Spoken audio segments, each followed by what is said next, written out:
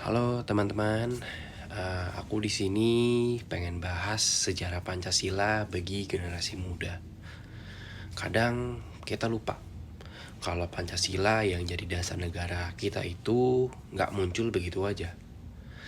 Tapi di balik 5 sila yang sering kita hafalkan sejak SD, ada sejarah panjang dan perjuangan luar biasa dari para pendiri bangsa.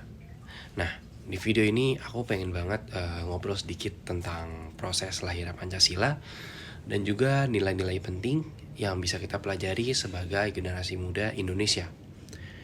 Kalau kita mundur ke tahun 1945, Indonesia waktu itu masih dijajah Jepang dan Jepang membentuk organisasi namanya BPUPKI, yaitu Badan Penyelidik Usaha-Usaha Persiapan Kemerdekaan Indonesia. Disinilah para tokoh besar seperti Soekarno, Muhammad Yamin, dan Supomo mulai berdiskusi tentang dasar negara Indonesia yang merdeka nanti. Pada tanggal 1 Juni 1945, Soekarno menyampaikan pidato bersejarah yang dikenal sebagai lahirnya Pancasila. Beliau mengusulkan 5 prinsip dasar, yaitu kebangsaan, kemanusiaan, mufakat, kesejahteraan sosial, dan ketuhanan. Setelah itu muncul piagam di Jakarta pada tanggal 22 Juni 1945, hasil kerja Panitia 9 yang berusaha menyatukan berbagai pandangan tentang dasar negara. Lalu pada tanggal 18 Agustus 1945 mulai sidang PPKI. Disepakati rumusan akhir Pancasila yang kita kenal sekarang. Dasar negara yang bisa diterima oleh seluruh rakyat Indonesia tanpa membeda-bedakan suku, agama, dan budaya. Dari peristiwa itu jelas banget terlihat nilai-nilai Pancasila seperti persatuan dan musyawarah untuk mufakat.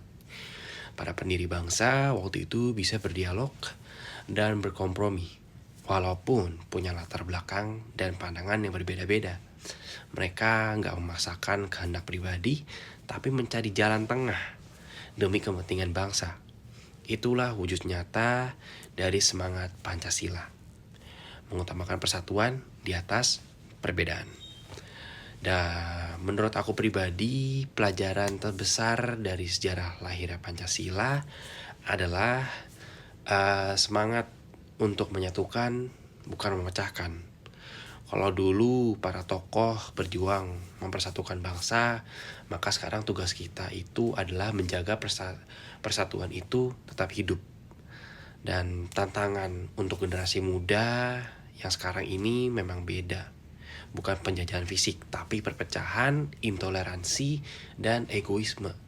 Kadang di media sosial aja tuh masih ada yang kayak hal kecil bisa jadi besar karena kita lupa menghargai perbedaan.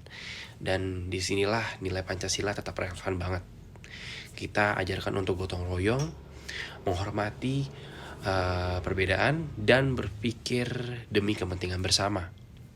Sebagai mahasiswa, aku merasa tugas kita itu bukan cuma menghafal Pancasila, tapi juga menghidupkannya dalam sikap dan tindakan sehari-hari. Jadi lewat sejarah lahir Pancasila, kita belajar bahwa Indonesia berdiri karena semangat persatuan dan kebijaksanaan dalam perbedaan. Nilai-nilai itu masih sangat relevan buat generasi muda sekarang. Terima kasih sudah menonton. Semoga kita semua terus meneladani semangat Pancasila dalam kehidupan nyata. Saya Erhan Spatlica Kristanto dengan jurusan Sastra Inggris dengan NIM 056457 256. Cukup sampai sini. Merdeka.